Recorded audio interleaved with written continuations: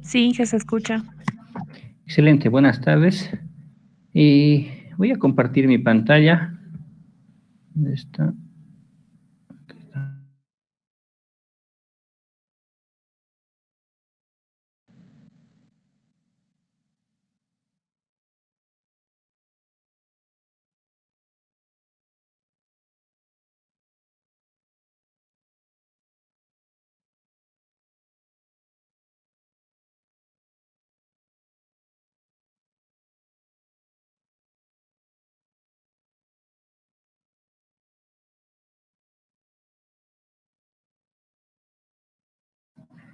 ¿Pueden visualizar mi pantalla? Sí, que Excelente. La clase pasada estábamos revisando un ejercicio resuelto por el método de áreas iguales. Ya terminamos un ejercicio de aplicación general que tomaba en cuenta varios incisos y estábamos en la solución de un nuevo ejercicio ya más orientado para mostrarles cuál sería la metodología o el análisis que se debería realizar en un examen. Este es el ejercicio que estaríamos evaluando en un examen. Es una pregunta concreta, es una pregunta directa para que ustedes muestren sus conocimientos en esta área.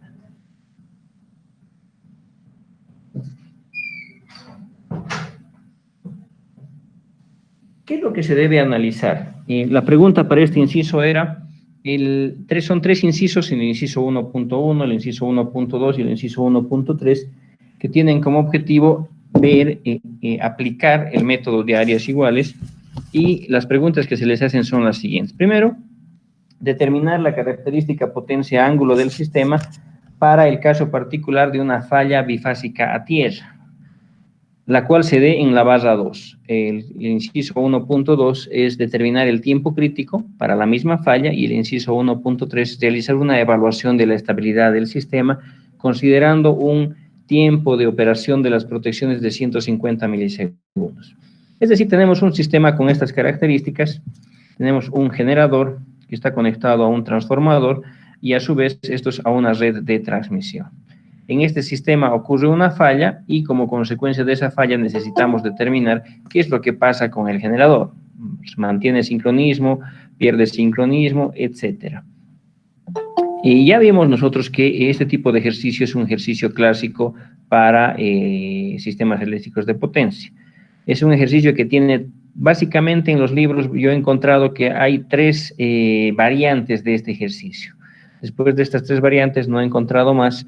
Y si ustedes aprenden a resolver estas variantes, entonces tendrían el abanico completo para el examen. La variante 1 y la variante 3 tienen la potencia activa y reactiva como dato y un fasor de tensión. En función a esto se calcula la fuerza electromotriz en el generador. La variante 2 tiene solamente potencia activa, pero tiene además una tensión en una barra intermedia. Esto se calcula de otra forma, es el primer caso que hemos analizado. Ahora estaríamos viendo el caso 1 para este ejercicio. Los datos de la red están mostrados en la pizarra y se nos pide analizar una falla acá, en la barra 2. Esta falla tendría estas características. Estaría aplicada en este punto. Ahora, ¿qué es lo que hicimos la clase pasada? La clase pasada estábamos analizando la condición normal de operación. La condición normal de operación supone que nosotros tenemos un sistema trifásico balanceado, lo cual es totalmente normal en nuestra red. Un sistema trifásico balanceado, la única característica que tiene es que al no tener desbalance podemos analizar esto solamente considerando la secuencia positiva. Acá tenemos la red de secuencia positiva y esto es equivalente a determinar un flujo de carga. O sea, para nosotros determinar el estado de operación en condición normal, analizamos un flujo de carga.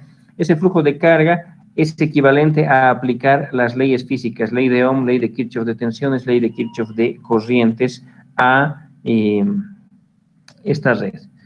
Una forma simplificada de analizar ese flujo de carga es la curva potencia delta. Para la curva potencia delta necesitamos lo que es la fuerza electromotriz en en el nodo envío. Es decir, el generador se sustituye por un equivalente de Thevenin, y este equivalente de Thevenin necesita una fuente ideal detrás de la reactancia del generador. Acá. ¿Cómo determino la fuerza electromotriz? La fuerza electromotriz se determina de esta forma. Básicamente siguiendo esta ecuación, la ecuación de la derecha que nos muestra lo que es ley de Kirchhoff de tensiones entre el punto envío y el punto recibo.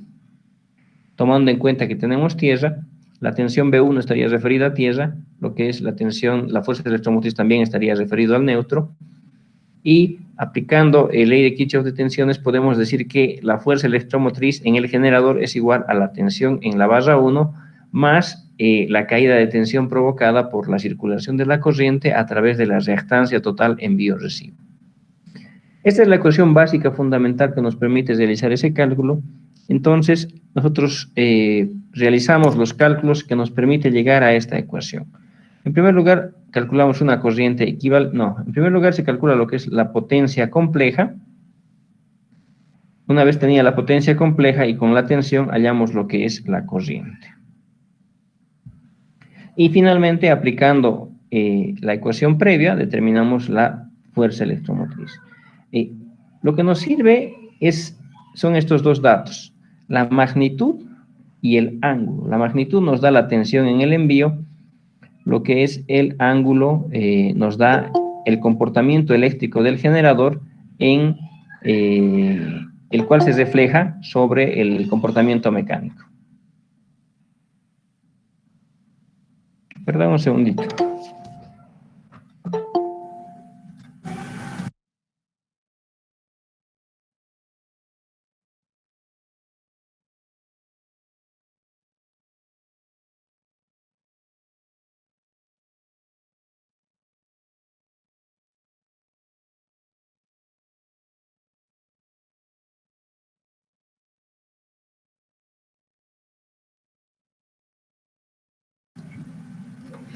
Continuemos.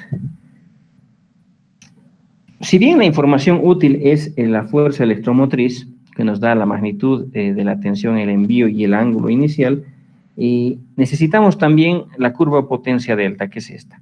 Esta curva nos da una idea de cómo se va a comportar el sistema en la condición normal. Continuando, pasaríamos a lo que es analizar la condición de falla.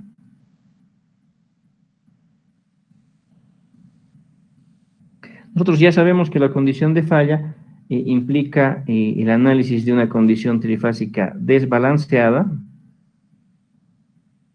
El desbalance básicamente está provocado por lo que es la falla. Nosotros estaríamos obligados en esta etapa a tomar en cuenta la red de secuencia positiva, la red de secuencia negativa y la red de secuencia cero. Tenemos acá el generador, el cual estaría conectado a lo que es la reactancia del generador. Necesitamos después la reactancia del transformador y las reactancias de ambas líneas.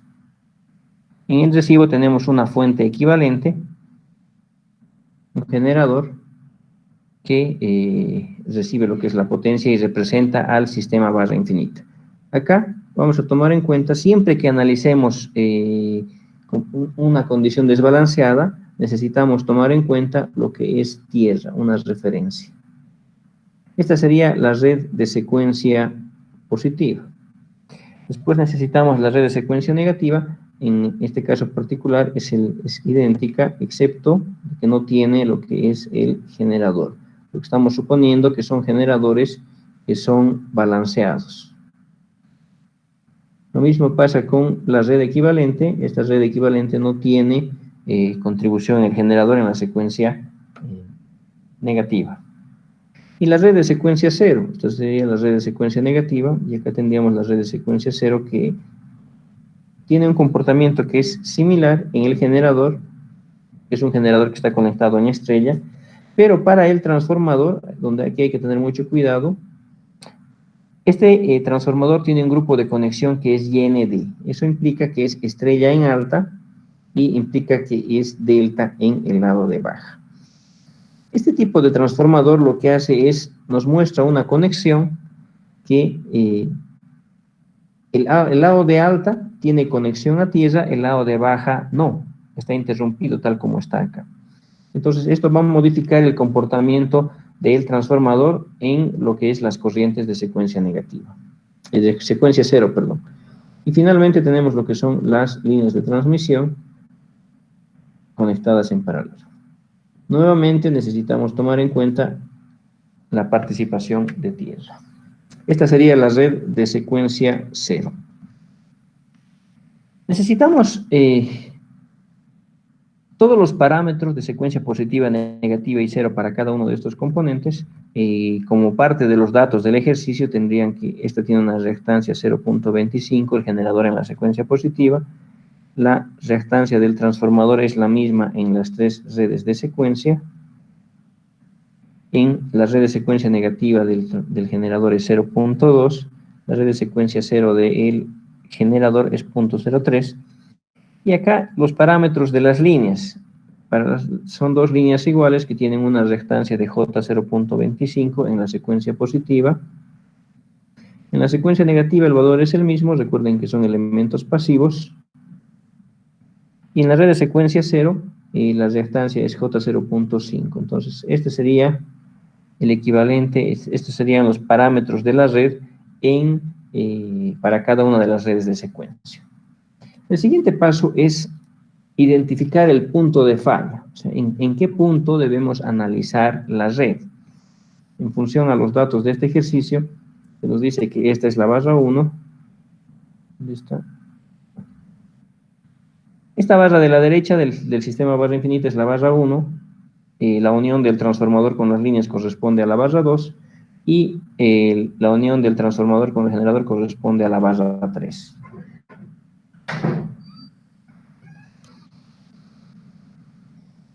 Esta sería la barra 1. Acá tendríamos la barra 1, acá tendríamos la barra 2, acá tendríamos la barra 3 y esta de acá sería la barra del generador. Estos serían los nodos que vamos a analizar. Después, este sería el nodo recibo, este sería el nodo envío. Necesitamos evaluar la capacidad de transferencia que existe en este sistema desde el nodo envío hasta el nodo recibo. Esa es la curva potencia delta. Después, siguiente paso es identificar el nodo con falla. De acuerdo a la información del ejercicio, la falla se produce próxima a la barra 2, es decir, de este interruptor al lado. Voy a colocar acá esta rama roja para identificar ese punto de donde ocurre la falla. Necesitamos colocar en lo que es la tierra más próxima, lo que es también otro equivalente, otra ramita para ver dónde ocurre la falla. Lo mismo se debe realizar en las otras tres redes de secuencia. Ahora que tenemos esos puntos de conexión en color rojo, debemos conectar las redes de la forma correcta en función al tipo de falla. Este es un tipo de falla que es bifásica a tierra y el conexionado que se debería realizar es el siguiente, que tendríamos esto, ¿qué color? Esto viene acá, esto viene acá y acá tendríamos esto con esto. Esto con esto. Esto con esto. Ahora sí. Este es el conexionado que nosotros deberíamos realizar para estas tres impedancias. Acá hay un error. Esto tiene que estar en paralelo con la otra.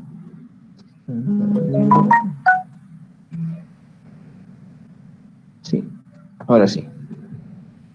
Entonces, lo que nosotros necesitamos es simplificar estas tres redes en la secuencia positiva, negativa y cero. Vamos a aplicar una simplificación serie paralelo de cada uno de los componentes. Si nosotros reducimos estas redes, la simplificación sería la siguiente. Acá tenemos el generador, una reactancia. Esta reactancia representa a la impedancia que está en el lado izquierdo del punto de falla, o sea, estas dos. El equivalente sería el siguiente. Vamos a simplificar el sistema a esa red. Y lo mismo se hace para las otras redes de secuencia. Digamos, una reactancia a la izquierda del punto de falla y otra a la derecha del punto de falla. Y con la red de secuencia 0, lo mismo. ¿Cuáles son los valores que nosotros debemos analizar? En este caso, el punto de falla. Al lado izquierdo tendríamos punto 25 que está en serie con punto 1. La reactancia sería J 0.35. A la derecha, estas dos ramas están en paralelo. El paralelo de punto 25 sería J 0.125. Ese sería el equivalente de la secuencia positiva. En la secuencia negativa, aquí tendríamos J03, J 0.125. Acá, observen por favor, de este punto de falla hacia la izquierda llegamos solamente al transformador. Acá el circuito está interrumpido. Entonces, el grupo de conexión lo que está provocando es que se esté aislando el generador en la secuencia 0. Este es un comportamiento típico que nosotros aprovechamos para separar las zonas de operación de cada una de las protecciones. En este caso particular, no participa la red de secuencia, la impedancia de secuencia 0 del generador. Volviendo acá a los valores, a los parámetros que tendríamos. Tendríamos que a la izquierda la impedancia es solamente 0,1 y acá a la derecha J 0.25, que sería J05 entre 2, ¿no es cierto? ¿Qué puntos estamos analizando? Estamos analizando estos puntos de acá, es el punto de falla y la tierra más próxima. Ahora debemos conectar estas redes en la forma correcta, en la forma adecuada. Voy a realizar una simplificación más en cada una de las redes. Acá tendríamos que nosotros podemos sustituir este sistema por una impedancia equivalente. Acá tengo el polo con polaridad positiva y ahí tenemos tierra. ¿Cómo llego de este punto a este punto? Tengo dos ramas, esta rama de la izquierda y esta rama de la derecha. Eso nos está mostrando que ambas ramas están en paralelo. Por lo tanto, la reactancia equivalente de todo el sistema sería simplemente un único valor que tiene un valor de... a ver, ¿dónde está esto? Vamos a ver.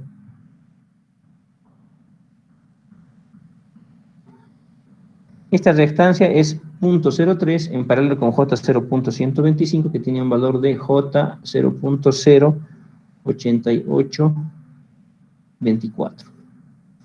Lo mismo en la secuencia 0. Tendríamos acá una impedancia equivalente de todo el sistema en la secuencia 0 en la barra 2, que es equivalente a J 0.07142. Y en la red de secuencia positiva podemos realizar esa simplificación, pero no en este caso particular de un ejercicio de estabilidad por áreas iguales. No es recomendable simplificar más la secuencia positiva. ¿Por qué motivo? Porque este nodo es el envío, este nodo es el recibo, y nosotros necesitamos determinar la reactancia envío-recibo. Es decir, si simplifico esos dos nodos, estaría eliminando el punto donde necesito realizar el análisis. Por ese motivo es que no vamos a simplificar en este caso esos dos nodos. Continuemos. Acá es importante que tengan claro que el sistema se está simplificando entre estas dos ramas rojas. Esas dos ramitas rojas son las que nos indican qué se está haciendo. Se está realizando una simplificación de toda la secuencia negativa y de toda la secuencia 0 entre esas dos ramas. Ahora, continuando con el análisis, lo que se debe realizar es realizar una simplificación del sistema completo tomando en cuenta a las tres redes. ¿Qué tendríamos?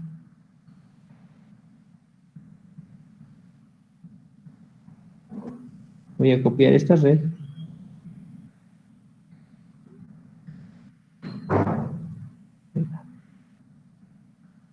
En este sistema, lo que debemos hacer es conectar la red de secuencia negativa y la red de secuencia 0. Hemos visto ya de una clase anterior que esto se puede realizar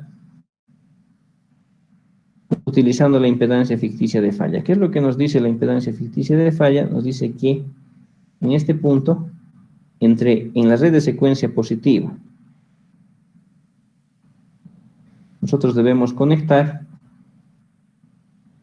una impedancia con las siguientes características. Para una falla bifásica tendríamos acá la impedancia de secuencia negativa, acá tendríamos la impedancia de secuencia 0, y acá tendríamos lo que es la impedancia de falla. En este caso particular, la impedancia de falla es 0, por lo tanto, ese valor es como si no existiera.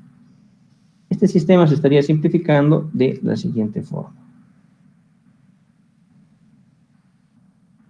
Acá nosotros tendríamos esta red, y las impedancias con las cuales vamos a realizar los cálculos son las siguientes. Del cálculo anterior tenemos que la impedancia de secuencia negativa tiene un valor de J 0.08824, y en el otro extremo la impedancia de secuencia 0 tiene un valor de J 0.07142. Si ustedes simplifican esa expresión, tendríamos que esto se convierte en lo siguiente. Estas dos impedancias están en paralelo. Puedo reemplazar esto por una sola impedancia. Y sería 0.08824 en paralelo con la impedancia de secuencia 0. Simplificando ambos valores, tendríamos que esa impedancia en paralelo tiene un valor de J 0.03947. Este sería el equivalente de todo el sistema en la red de secuencia positiva, ya tomando en cuenta el comportamiento de la red para una falla bifásica a tierra. Pero la pregunta es la siguiente. Nosotros necesitamos la reactancia envío-recibo, es decir, la reactancia que conecte de forma directa ambos nodos. Tal como está el diagrama, ya no se pueden realizar más simplificaciones, pero sí podemos realizar una conversión. Acá tengo una estrella y puedo convertirla en un equivalente delta, que sería la segunda reactancia, y lo que es la tercera reactancia. Puedo convertir este diagrama.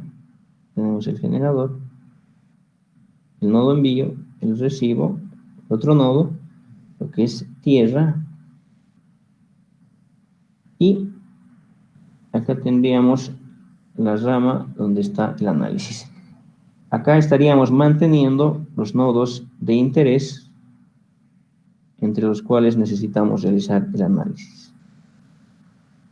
Y se estaría convirtiendo ese esquema en el siguiente. Estaríamos convirtiendo ese esquema estrella en este esquema delta. Si ustedes observan, ahora sí existe una reactancia que vincule de forma directa el nodo envío con el recibo. Esta es la reactancia envío-recibo, esa es la reactancia que nosotros necesitamos.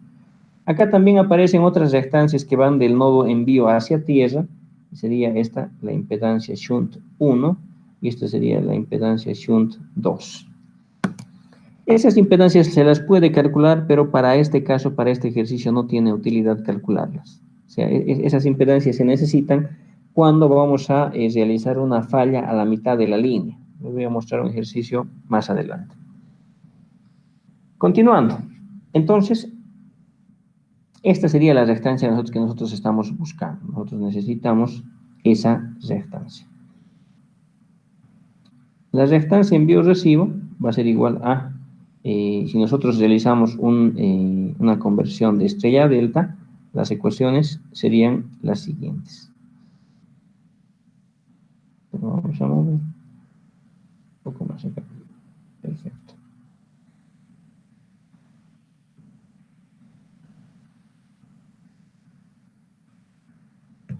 La reactancia envío-recibo se puede determinar de la siguiente forma. Cuando la conversión va a ser realizada de estrella a delta, en el numerador necesitamos la multiplicación, la suma de la multiplicación de las combinaciones existentes, ¿no es cierto? Punto 35 por punto 125, punto 35 por punto 039 y punto 125 por punto 039. Es decir, sería lo siguiente.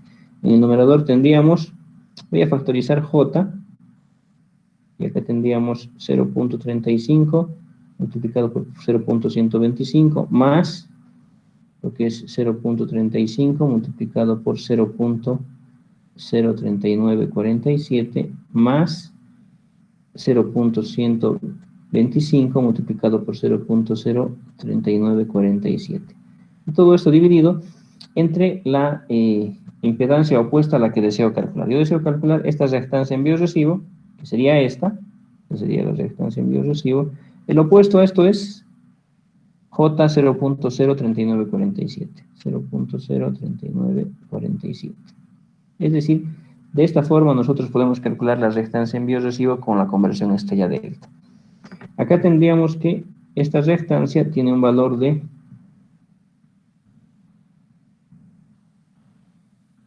1.5833 unidades por unidad base 100. Lo que es relevante en este caso, acá, esta sería J 0.18, J 0.1.5833, ahora sí. Estas otras reactancias, si las calculan, tendrían el valor de J 0.5 y esta tendría el valor de J 0.179. Se puede calcular, pero no es útil para este ejercicio. En otros ejercicios sí puede ser de utilidad. Después, nosotros hemos intentado determinar lo que nos sirve realmente es la curva potencia versus delta. ¿Cómo se calcula esta curva? Esto se calcula como la tensión envío multiplicado por la tensión recibo dividido entre la reactancia envío-recibo multiplicado por el seno de delta. Esta es una fórmula aproximada que lo que hace es asume que las pérdidas tienen un valor despreciable y que nos permite obtener resultados conservadores. Esto es equivalente a aplicar las leyes físicas al sistema. ¿Cuáles serían los valores? Tenemos acá la curva potencia versus delta va a ser igual a tensión envío. Si nosotros vamos a la condición normal, en la condición normal se ha determinado una tensión envío de 1.24989. Acá tendríamos 1.24989 multiplicado por la tensión recibo. Como parte de los datos de este ejercicio se nos dice que la tensión en el recibo tiene un fasor de 1 ángulo 0, es decir, su magnitud es 1.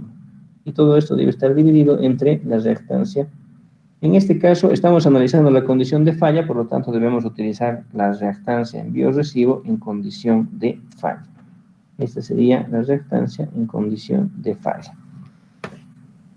Entonces el valor a ser utilizado es 1.5833 y todo esto está multiplicado por el seno de delta.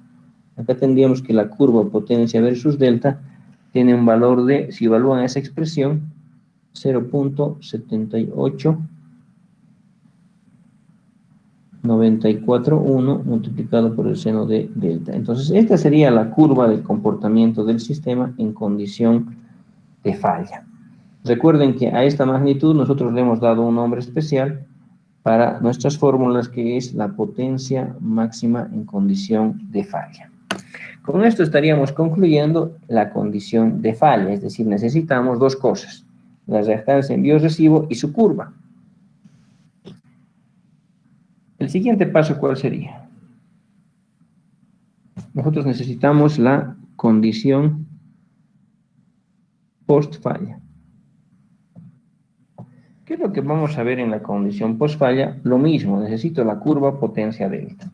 ¿Qué es lo que debemos recordar? En esta etapa tenemos un sistema que es trifásico balanceado. Es decir, tenemos a el generador, la reactancia del generador, reactancia del transformador, reactancia de una de las líneas de transmisión y llegamos a lo que es el sistema equivalente. Tenemos acá un interruptor y la línea de transmisión. Acá lo que se debe recordar es que el cortocircuito estaba ubicado acá. Del interruptor al lado, entonces los sistemas de protección detectan ese cortocircuito, aíslan el elemento fallado, abriendo los interruptores que me permiten maniobrar ese equipo. En el caso de esa línea, los dos extremos, basta con maniobrar los dos extremos de esa protección para desconectar el elemento fallado. Yo les hago una pregunta: ¿qué es lo que pasa si esta protección está mal instalada? O sea, está mal ajustado. Si la protección de esta línea estuviera mal ajustada, ¿qué es lo que pasaría con este sistema y qué pasaría con la estabilidad de todo este sistema?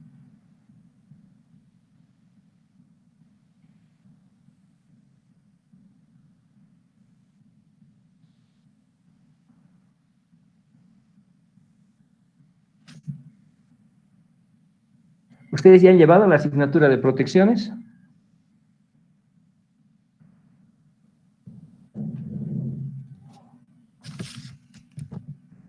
¿Han llevado o no la asignatura de protecciones? Es de 10º semestre, Inge, eso. Ah, ya, entonces lo van a ver el siguiente semestre.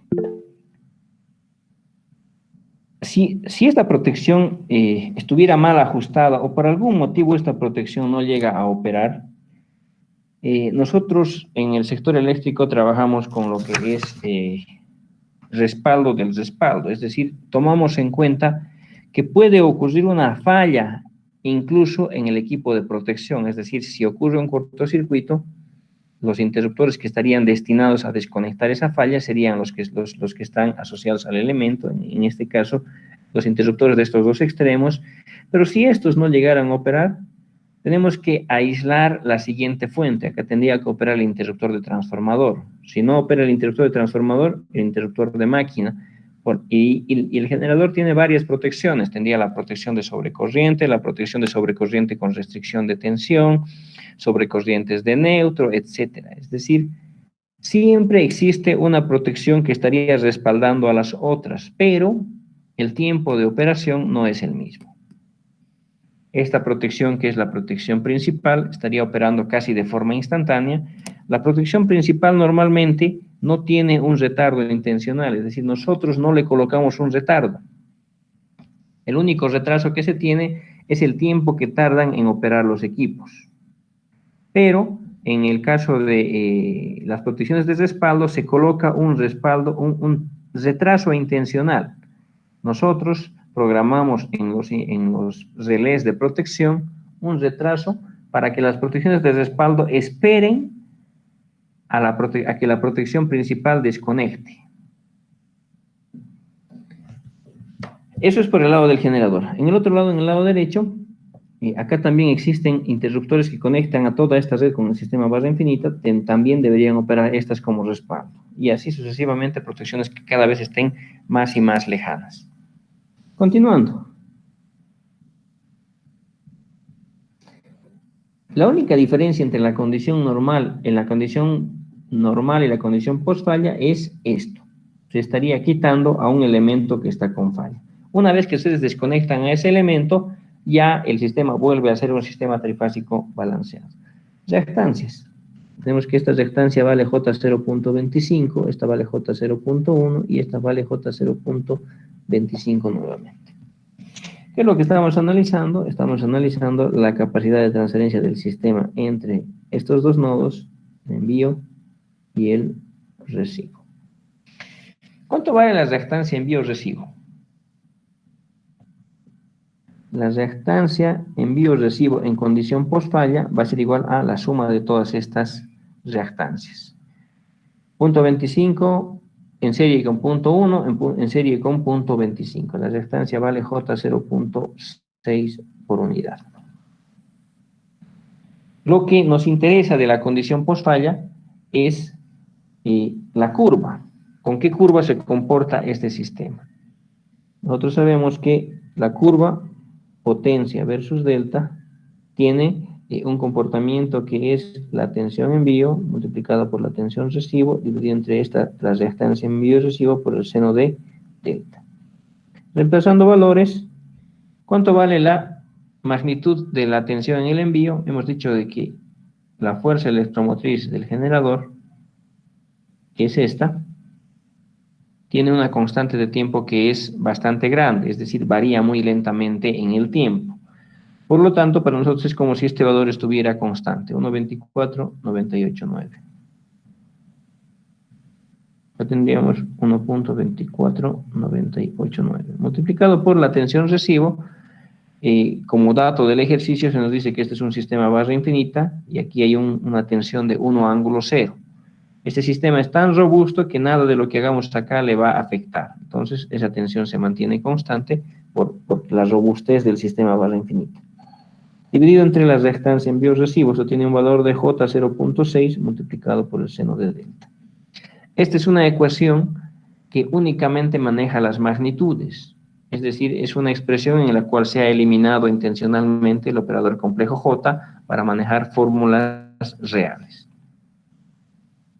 Ya analizando esto, tendríamos que la potencia versus delta, evaluando el valor de esta expresión, esto vale 2.08 31.6 multiplicado por el seno de delta. Esta sería la curva de comportamiento del sistema en condición post-falla. Y a esta magnitud le hemos dado un nombre especial que para nuestras ecuaciones es la potencia máxima en condición post-falla. Con esto habríamos concluido lo que es el análisis en la condición normal, falla y post-falla del sistema. Ahora nos quedaría lo que es determinar si el sistema es o no estable. Para determinar si el sistema es o no estable, vamos a aplicar el método de áreas iguales. Este método tiene las siguientes características.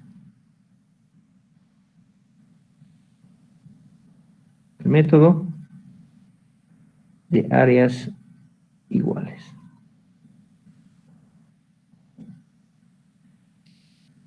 ¿Qué es lo que nos dice este método? Este método nos pide analizar el comportamiento del sistema en condición normal, falla y post-falla.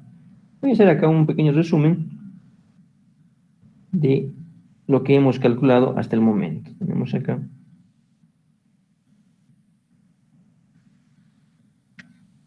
¿Cuánto vale la reactancia en biorresivo?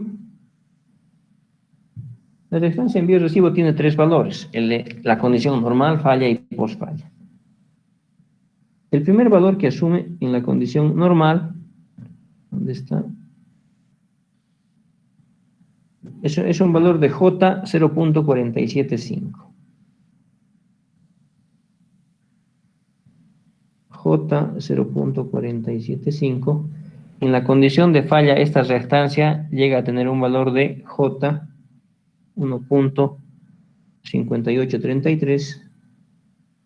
Y finalmente en la condición de falla J 0.6. Es decir, los electrones ven esto. Los electrones ven esa modificación de impedancia en todo el ciclo de falla, despeje y en algunos casos reconexión. Después, ¿cuánto vale la potencia máxima? La potencia máxima en condición normal, hemos determinado ese valor, esa magnitud tiene un valor de 2.6313.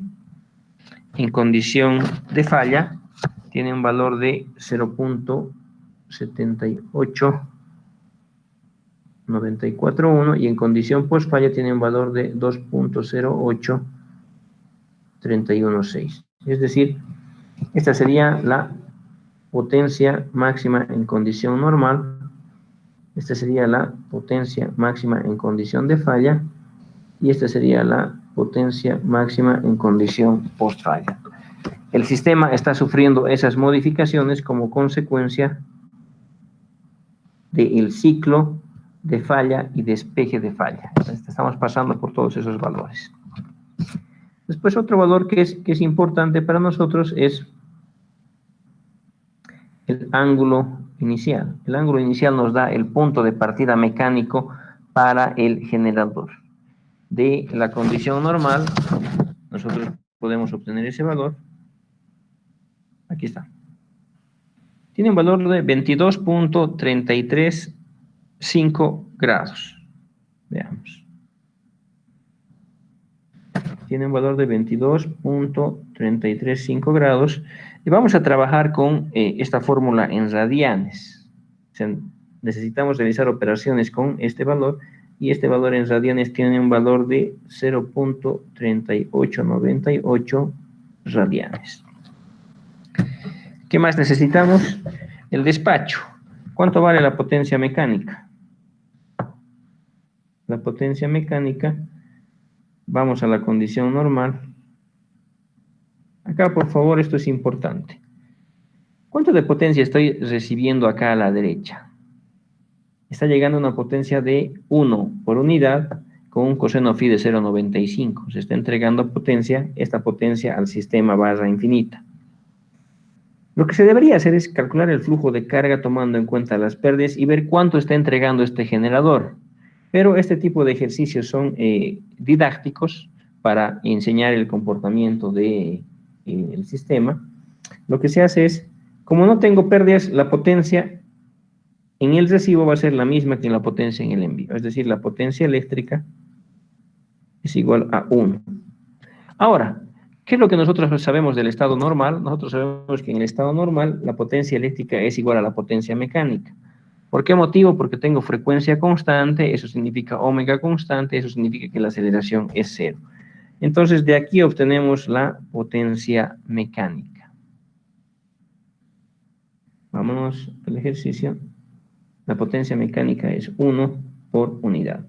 Después, lo único que nos faltaría acá a nosotros es determinar las gráficas. Continuando esto, que tendríamos, hagamos la gráfica. Necesitamos una curva potencia delta. Acá tendríamos el eje Y, el eje X,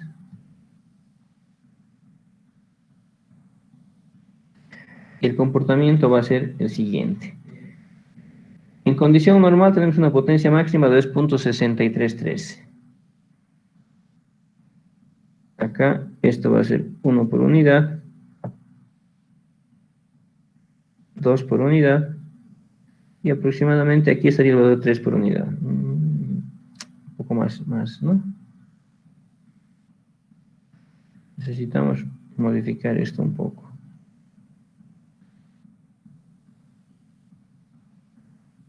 Mientras más a escala esté el gráfico, es más fácil realizar el análisis.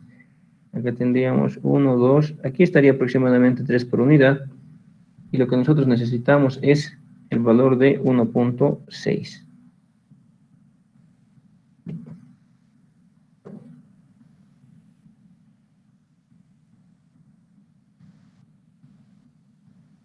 Entonces, ¿dónde tendríamos el valor de 1.6? Este es 1, este es 2, y este valor es, no.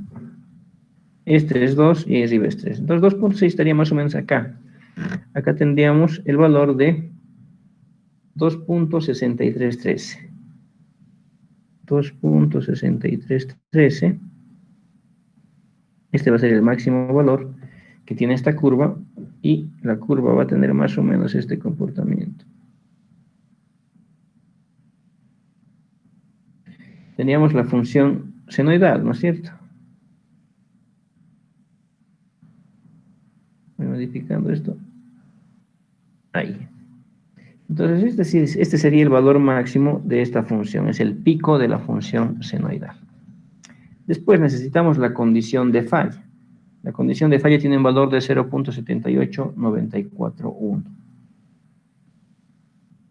Graficando esto estaría más o menos aquí, cerca de 0.8. Este valor es 0.7894. Y la función tiene más o menos esta gráfica. Ese sería el punto máximo del sistema en condición de falla. En condición post-falla, ¿qué tendríamos? La magnitud máxima que tiene la curva potencia delta es 2.0831. Reemplazando ese valor, 2.08 es casi por acá. 2.0831. Entonces, ese sería el valor máximo del sistema en condición por falla.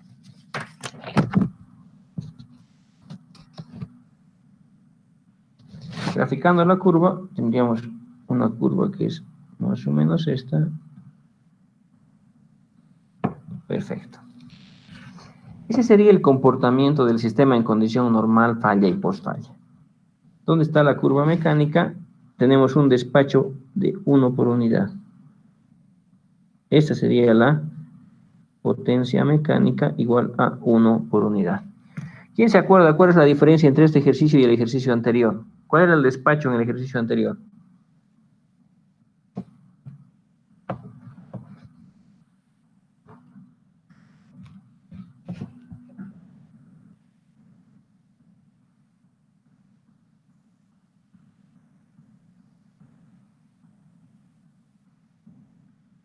El despacho en el ejercicio anterior era de 1.5 por unidad. Es decir, la única diferencia para este ejercicio es el despacho. Cambio el despacho, ya es otro ejercicio. Cambio la tensión en el recibo, ya es otro ejercicio. Cambio una impedancia en el sistema, ya es otro ejercicio. O sea, el comportamiento será similar, pero no va a ser el mismo.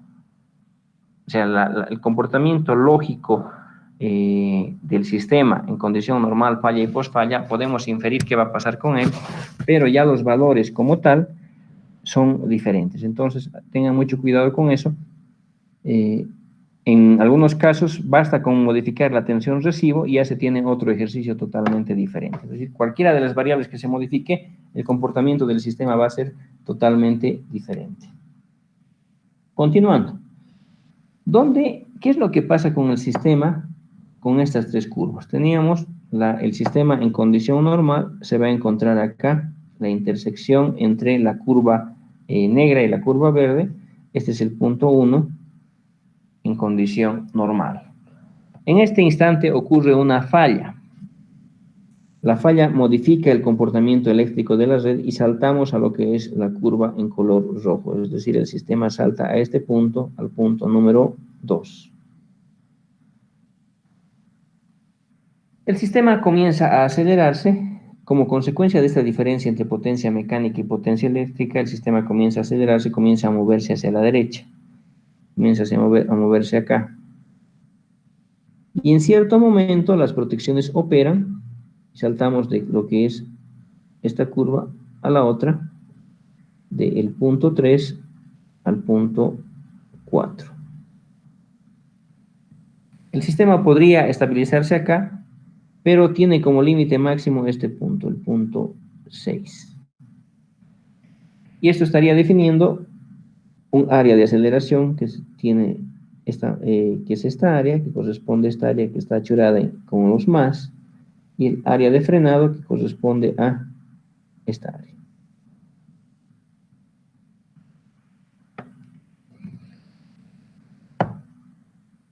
De acuerdo a los datos de este ejercicio nos están pidiendo, este sería el ángulo inicial, este de acá proyectamos sobre el eje X y este sería el ángulo máximo, y el ángulo que permite igualar estas dos áreas tiene un nombre especial que es el ángulo crítico. Es decir, estaríamos buscando ese ángulo. El inciso 1.1 correspondía a determinar la curva potencia-ángulo para las fallas, para el sistema tomando en cuenta esto. Entonces, con solo haber hecho esta gráfica ya tendríamos el inciso A cubierto. Pasaríamos al siguiente inciso que es determinar el tiempo crítico. Para determinar el tiempo crítico, lo más sencillo es determinar el ángulo crítico primero. Acá, pero, antes de continuar con el ángulo crítico, me faltaría una variable, que es el ángulo máximo. ¿Cómo determino el ángulo máximo? Tenemos acá, el ángulo máximo corresponde a la intersección de dos curvas, la curva negra con la curva celeste. En este caso, tendríamos la curva 1 es igual a la curva 2. En el punto de intersección, estas dos curvas se intersectan para generar el ángulo máximo. ¿Qué es la curva 1? La curva 1 corresponde a la potencia mecánica, la curva 2 corresponde a la potencia máxima durante falla multiplicado por el seno de delta, pero esta ecuación se iguala solamente para un ángulo, se iguala para el ángulo máximo. Entonces, de aquí despejamos, tendríamos que la potencia mecánica dividida entre la potencia máxima durante falla es igual a el seno del ángulo máximo. Y acá tendríamos que el ángulo máximo va a ser igual a el arcoseno de la potencia mecánica dividida entre la potencia máxima. Hay un error en mis fórmulas. ¿Dónde está el error?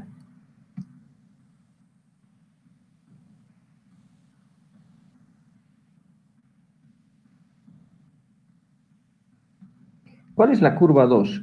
La curva 2 corresponde a la curva en la condición post-falla. Por lo tanto, acá debemos utilizar la potencia máxima en condición post-falla y acá en condición post-falla, en condición post-falla. Ahora sí está bien. Reemplazando valores que tendríamos que el ángulo máximo va a ser igual a el arcoseno de 1 dividido entre la potencia máxima post-falla, 2.08316. Y acá tendríamos que el ángulo máximo va a ser igual a... Si ustedes evalúan esa expresión, el ángulo máximo tiene un valor de 28.688 grados.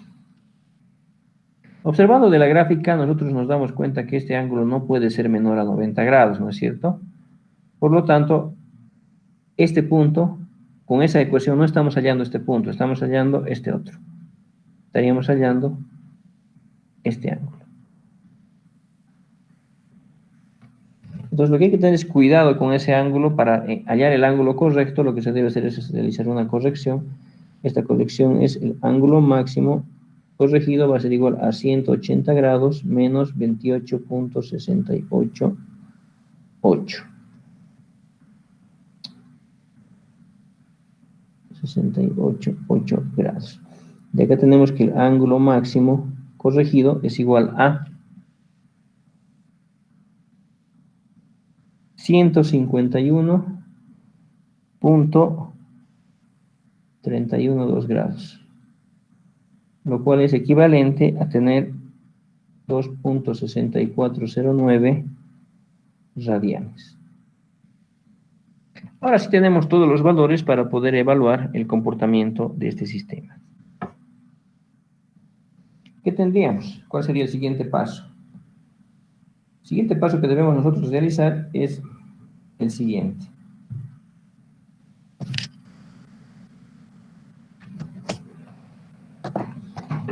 Debemos calcular el ángulo crítico y después el tiempo crítico. ¿Cuál sería el ángulo crítico? Entonces tendríamos acá, tenemos una fórmula que nos dice que el coseno del ángulo crítico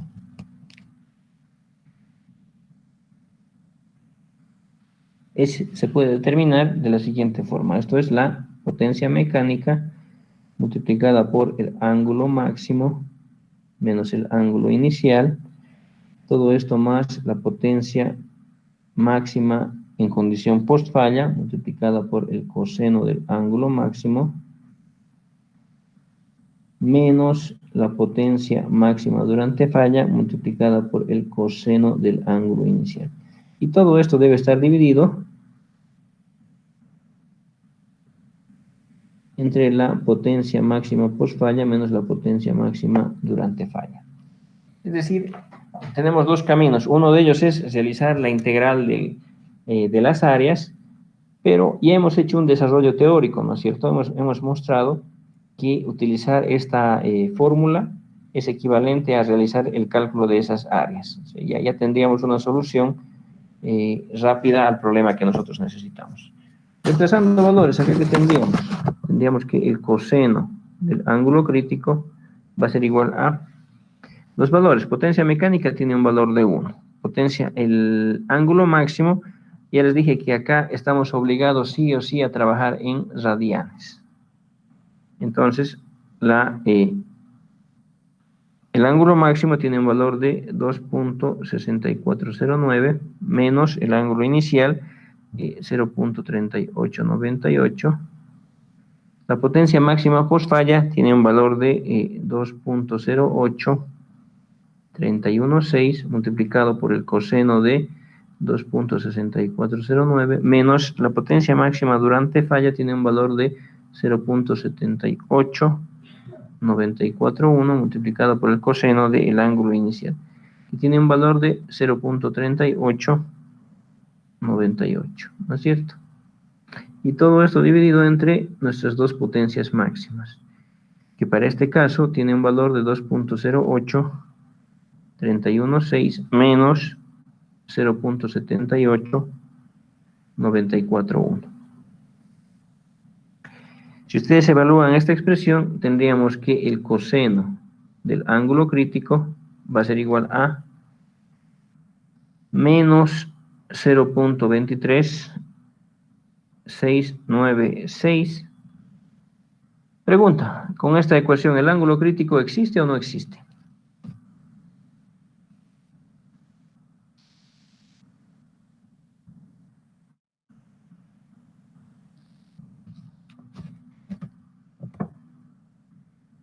Dijimos en una clase anterior que el coseno de cualquier ángulo puede variar entre dos valores. Puede variar en el rango en el intervalo cerrado desde -1 hasta 1. Si el valor del coseno del ángulo crítico está en ese rango, el ángulo crítico existe. Y acá tendríamos que el ángulo crítico tiene un valor de, es igual a el arco coseno de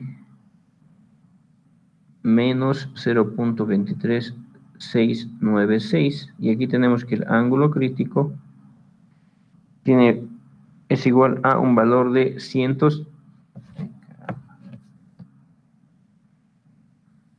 tiene un valor de 103.707 grados, lo cual es equivalente a 1.81003 radianes. Es decir, acá habríamos calculado el ángulo crítico.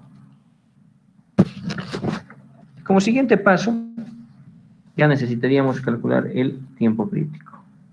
El tiempo crítico va a ser igual a, tenemos una expresión que nos permite realizar este cálculo, que nos dice que esto es igual a la raíz cuadrada de 4 veces por h dividido entre omega, en el numerador el ángulo crítico menos el ángulo inicial, dividido entre la potencia mecánica menos la potencia máxima durante falla, multiplicado por el seno del ángulo inicial. Si empezamos valores, nosotros tendríamos lo siguiente. Acá, la inercia de este generador es un generador con una constante de inercia h de 4 segundos. Entonces tendríamos que esto va a ser 4 por 4. El ángulo crítico en radianes, esto tiene un valor de 1.81003, menos el ángulo inicial, tiene un valor de 0.3898, y todo esto lo dividimos entre omega, es 2 por pi por la frecuencia nuestra, que es de 50 Hz. Todo esto multiplicado por la potencia mecánica es 1, potencia máxima durante falla 0.78941, multiplicado por el seno del ángulo inicial, que es 0.3898. Si evalúan esa expresión, tenemos que el ángulo crítico tiene el siguiente valor. El tiempo crítico va a ser igual a la raíz cuadrada de 0.1033. Entonces tenemos que el tiempo crítico es igual a 0.321 segundos. Esto es equivalente a 321 milisegundos. Entonces, si nosotros tuviéramos una falla trifásica una falla bifásica a tierra en este sistema, el sistema puede soportar una falla que sea despejada incluso hasta en 321 milisegundos.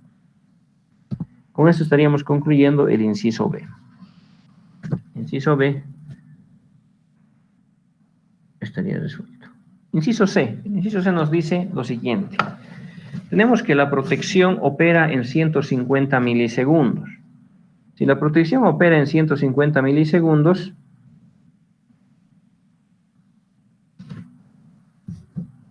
¿el sistema es estable o es inestable? Nosotros sabemos del análisis teórico lo siguiente. El ángulo crítico estaría asociado a lo que es el tiempo crítico. Ese tiempo crítico nos permite evaluar lo siguiente. Cualquier protección que sea despejada antes que el tiempo crítico, el sistema es estable. Cualquier protección que sea despejada después del tiempo crítico, el sistema es inestable. El tiempo crítico en este caso para este tipo de falla es de 321 milisegundos. Y nos dicen que la protección opera en 150 milisegundos. Entonces la protección estaría operando acá antes. Por lo tanto, nosotros podemos decir lo siguiente.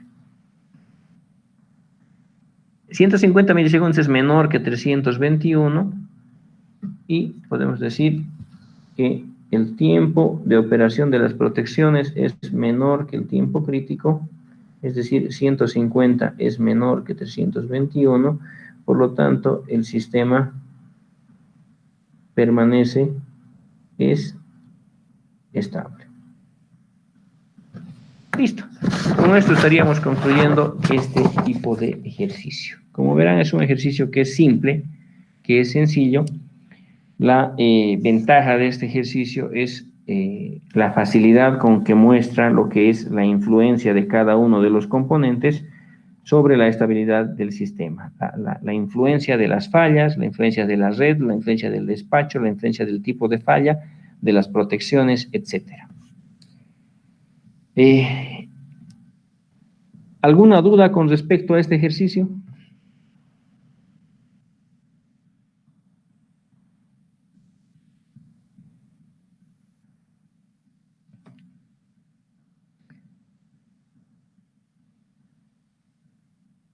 Perfecto, entonces pasemos al siguiente tema. Con esto estaríamos concluyendo el método de áreas iguales.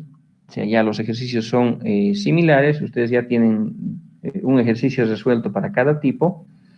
Entonces, lo que nos faltaría simplemente es pasar ya al siguiente método. ¿Cuál es el siguiente método? El siguiente método es el método de integración numérica. Continuamos. Tenemos el métodos numéricos. Los métodos numéricos que se emplean para resolver este tipo de problema están basados en lo siguiente. Vamos a empezar por uno de los métodos más sencillos, pero este método, el método de Euler, lo que hace es, contiene la información necesaria para poder entender cómo es que se resuelve el comportamiento de un sistema, tomando en cuenta una solución numérica. O sea, ¿cómo logramos nosotros obtener el comportamiento de una ecuación diferencial en el tiempo? Las ecuaciones son sencillas, las vamos a ver a continuación.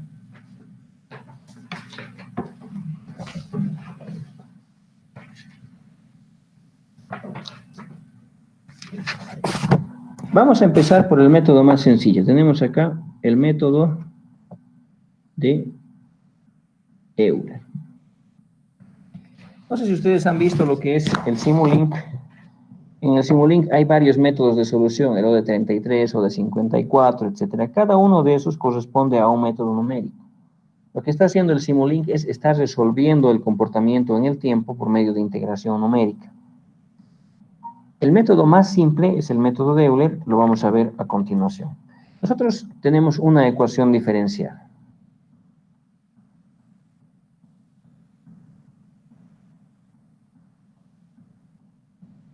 Con las siguientes características. Nosotros tenemos que la derivada de y con respecto al tiempo es igual a una función que depende del tiempo y depende de y.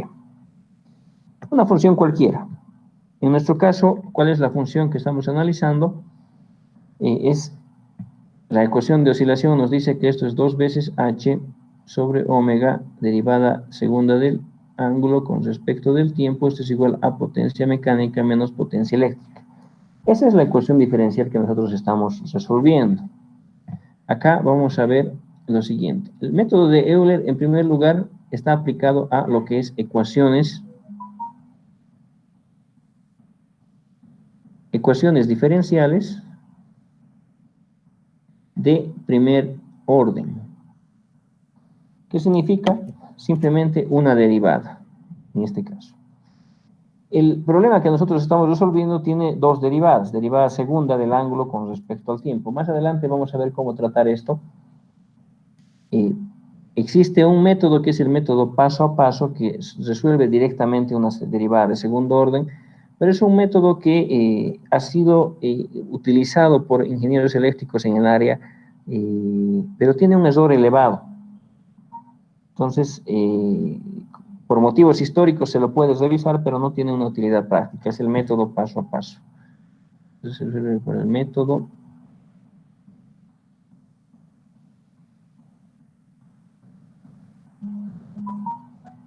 paso a paso. Bueno, en la literatura en inglés lo van a encontrar por el método step by step. Y yo les digo, está en algunos libros antiguos de sistemas eléctricos de potencia, pero no tiene una utilidad práctica. El error que introduce es alto. Vámonos directamente a lo que son los métodos que realmente sí se aplican. Empecemos por el método de Euler. ¿Qué es lo que nos dice este método? Este método dice lo siguiente. Nos dice que acá ustedes tienen, este sería el análisis, el eje Y, y acá tenemos el eje, el tiempo. Y tenemos una función, esta solución de acá, la función derivada de Y con respecto del tiempo, que tendría el siguiente comportamiento. Ese sería el comportamiento real de la derivada de Y con respecto del tiempo. O sea, lo han obtenido por de alguna forma, pero esta es la solución.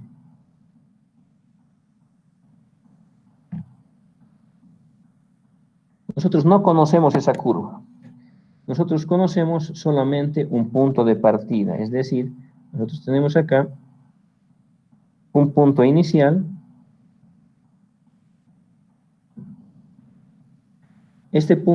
Para este punto conocemos lo que es el valor de la función. Es decir, conocemos el valor de partida Y sub 0. Y conocemos lo que es el instante inicial del análisis denominado T sub 0. Nosotros queremos predecir, queremos determinar un valor, el valor futuro en el tiempo. Por ejemplo, supongamos que este es ese valor. Solamente conocemos el valor de partida, el punto inicial. Ese es nuestro único dato. ¿Cuál es el dato que nosotros tenemos de los sistemas eléctricos de potencia? El valor inicial se lo puede obtener con un flujo de carga. Con un flujo de carga ustedes determinan el estado de operación completo de toda una red. Y eso se calcula por medio de un flujo de carga, en el caso nuestro, el caso eléctrico. Lo que nos dice el método de Euler es lo siguiente. Nosotros tenemos acá una curva con las siguientes características. Nosotros tenemos una recta tangente. Esta recta tangente está representada por medio de la derivada, es decir, la pendiente de esta recta va a ser igual a la derivada de Y con respecto del tiempo, evaluada en el instante t igual a 0. Yo conozco la función, conozco el punto de partida y puedo calcular la derivada en ese punto de partida. Es decir, en este punto inicial yo puedo calcular Y sub 0 y puedo calcular M sub 0. O sea, en cualquier instante de tiempo donde yo me encuentre, puedo determinar las derivadas. Conozco la función, ¿no es cierto?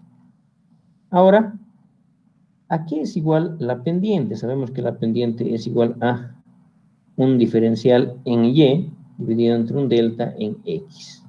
Nosotros tendríamos lo siguiente. De esta forma, nosotros podríamos aplicar la siguiente corrección, el siguiente cálculo. Tendríamos acá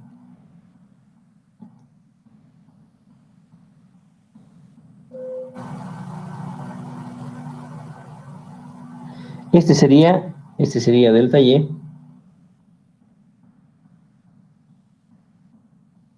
Y este sería delta X. Pero en nuestro caso particular no es delta X, ¿no es cierto? Esto es delta T. Una variable en el tiempo. Y este es igual a T sub 1. ¿Qué es lo que nos dicen las ecuaciones? Nos dicen lo siguiente. Nos dicen, ¿cómo nosotros podemos determinar como t sub 1 va a ser igual a t sub 0 más delta t, ¿no es cierto? Analizando la gráfica simplemente. Ahora, ¿a qué es igual delta t? Nosotros sabemos que esto va a ser igual a, de esta ecuación, esto es igual a delta y dividido entre delta tiempo. Eso significa que nosotros podemos despejar que delta t va a ser igual a delta y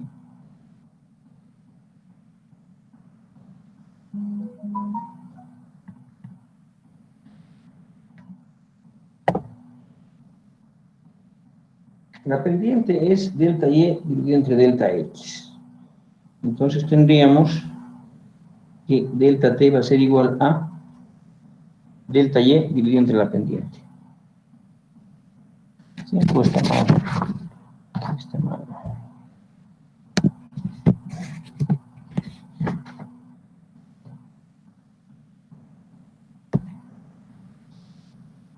Con esta aproximación nosotros podemos hallar el valor futuro. El valor de la función en cualquier instante de tiempo. Esto es para el tiempo, pero ¿qué es lo que pasa para la función? Nosotros necesitamos el valor de y1. Y1 va a ser igual al valor de y sub 0 más delta y. Ahora sí, esta ecuación es la que nosotros necesitamos analizar. Esta. Llevando esto a la siguiente, tendríamos que el valor de y sub 1 va a ser igual al valor de y sub 0 más delta y. Nosotros sabemos que y sub 1 va a ser igual a y sub 0 delta nosotros tendríamos que delta t es igual a delta y dividido entre... No, voy a corregir esta ecuación, por favor. Tendríamos que la pendiente va a ser igual a delta y dividido entre delta t. Esta es la que me sirve. Ahora, por lo tanto, tendríamos que delta y va a ser igual a la pendiente multiplicado por delta t. Si nosotros generalizamos esta ecuación, siempre se va a cumplir lo mismo, es decir, el valor de la función evaluado en el instante de tiempo t va a ser igual al valor de la función en el instante t menos 1 más la pendiente en el instante t multiplicado por delta t. Esta es la ecuación general. Con esa ecuación tan simple, nosotros podemos determinar el valor futuro. Esto es lo que se puede hacer.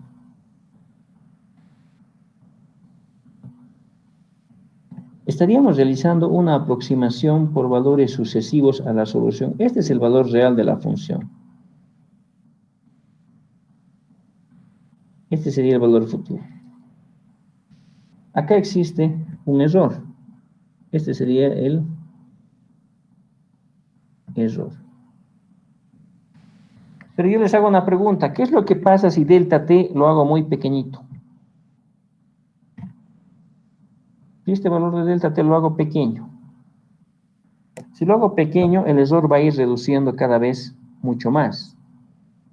Y este valor, el valor 0.1,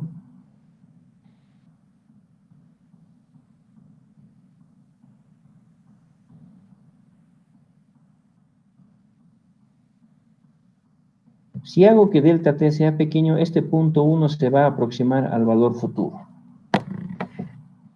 Esto es lo que se hace cuando estamos resolviendo un problema por el método de integración numérica. El método de Euler básicamente estaría trabajando como se ve en la gráfica. Nosotros podemos determinar el valor futuro de la función por medio de esta ecuación.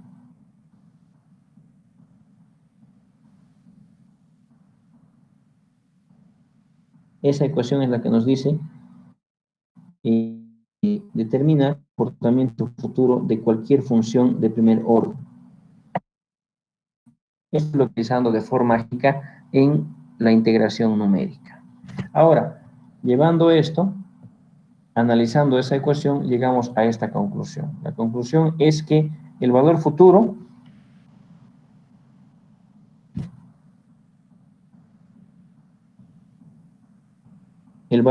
de cualquier función es igual al valor actual multiplicado por la tendencia de variación. Esta es la tendencia de variación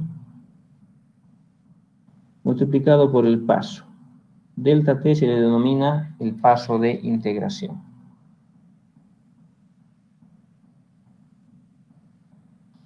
Todas las ecuaciones, todos los métodos que ustedes ven para lo que es determinar el comportamiento del sistema por medio de integración numérica estarían trabajando con esta ecuación. Esta ecuación es muy simple, pero nos permite obtener grados de precisión aceptables.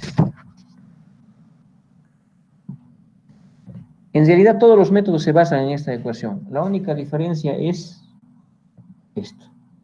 ¿Cómo determino la pendiente? O sea, los diferentes métodos trabajan en la corrección de la pendiente.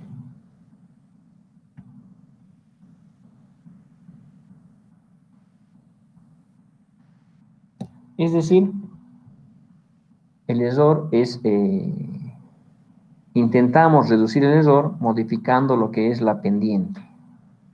Se trabaja con una pendiente corregida. Acá necesitamos determinar lo que es la pendiente corregida. El método Runge-Kutta de segundo orden, el método Runge-Kutta de cuarto orden, método trapezoidal, todos esos métodos intentan determinar una pendiente que tenga un mejor valor. Pero al final todos los métodos trabajan con esta ecuación, la ecuación que estoy mostrando en pantalla. Yo les hago un análisis. Nosotros queremos realizar lo siguiente. ¿Cuál es el sistema que nosotros estamos analizando? Estamos analizando un sistema que dice 2 veces h sobre omega derivada segunda del ángulo con respecto del tiempo. Esto es igual a potencia mecánica menos potencia eléctrica.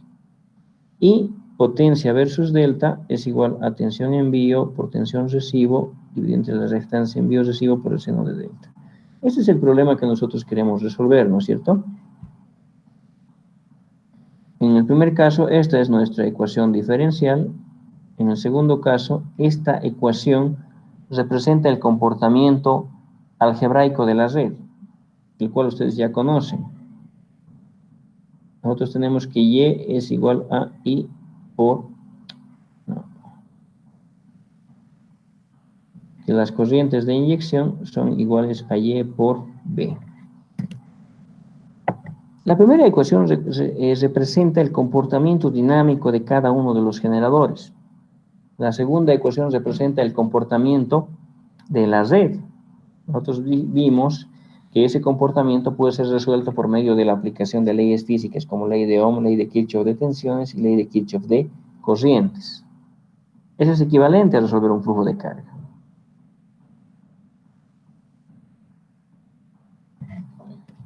¿Qué es lo que pasa si yo quiero determinar el comportamiento del sistema para 10 segundos? Por ejemplo, acá tenemos la función ángulo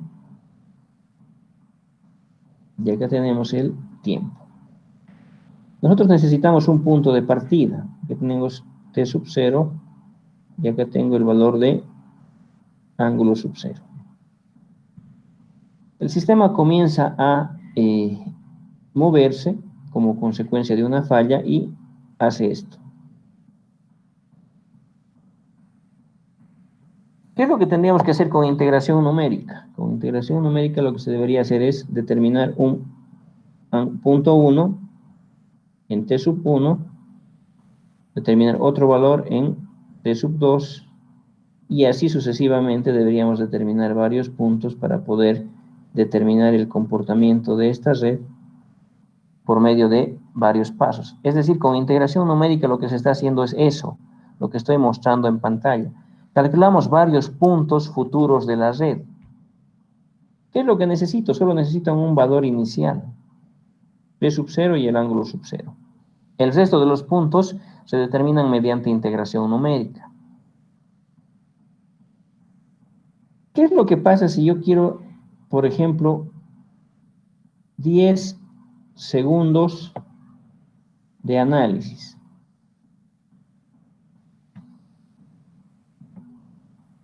Y yo trabajo con un delta T de 0.001.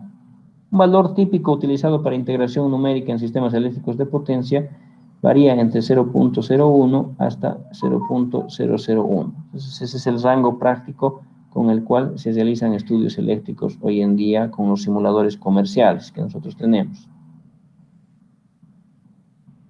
Pero yo les hago una pregunta. ¿Qué implica un paso de integración de 0.001? ¿Cuántos puntos se estaría analizando? Acá tendríamos delta T, esto es delta T, esto es delta T, esto es delta T. Es decir, para calcular el número de puntos va a ser igual a el tiempo total dividido entre delta T. El número de puntos va a ser igual a 10 segundos dividido entre 0.001. ¿Cuántos puntos estaríamos analizando? ¿Cuántos puntos necesito calcular y qué implica tener esa cantidad de puntos? Estamos hablando de 10.000 puntos.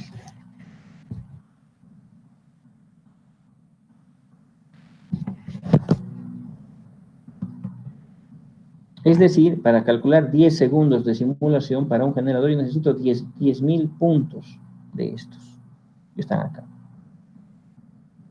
Lo cual es bastante trabajo, ¿no es cierto? Ahora, ¿qué pasa si yo utilizo un delta T de 0.01? ¿Qué número de puntos estamos hablando? Estamos hablando de puntos es igual a 10 segundos dividido entre 0.01. Estamos hablando de 1000 puntos. ¿Pero qué involucra un delta T de 0.01? Recuerden lo siguiente. Acá, si delta T es grande, tengo un error elevado. Si delta T es pequeño, tengo un error que es reducido. Esa es la diferencia entre un delta T de 0.1 y esa es la diferencia con un delta T de 0.1.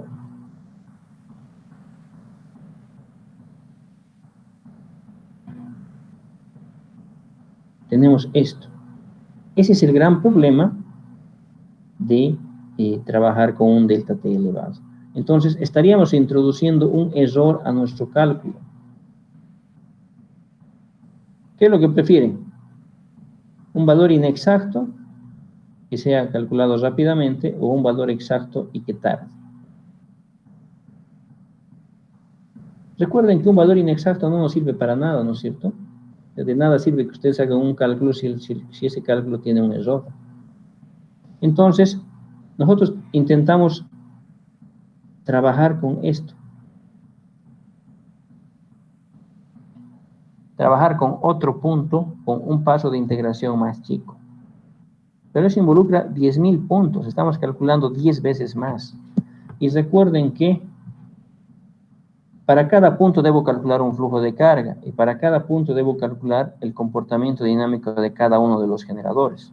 Aquí estamos viendo un único generador. Pero ya el sistema, un sistema real tiene 100, 200, 1000 generadores. Entonces ya no resulta práctico trabajar con pasos de integración pequeños. Entonces, para evitar trabajar con pasos de integración tan pequeños, lo que se hace es, se busca métodos más eficientes y con mayor precisión.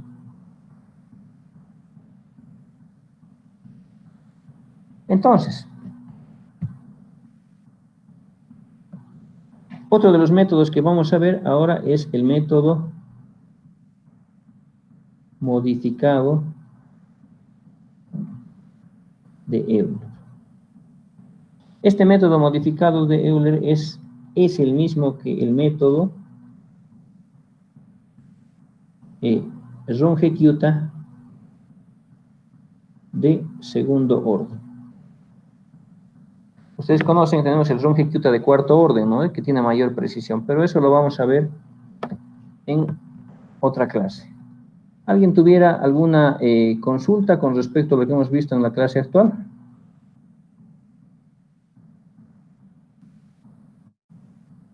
Bueno, si no hay dudas, muchas gracias por su atención. Concluimos acá la clase, continuamos mañana. Buenas tardes a todos.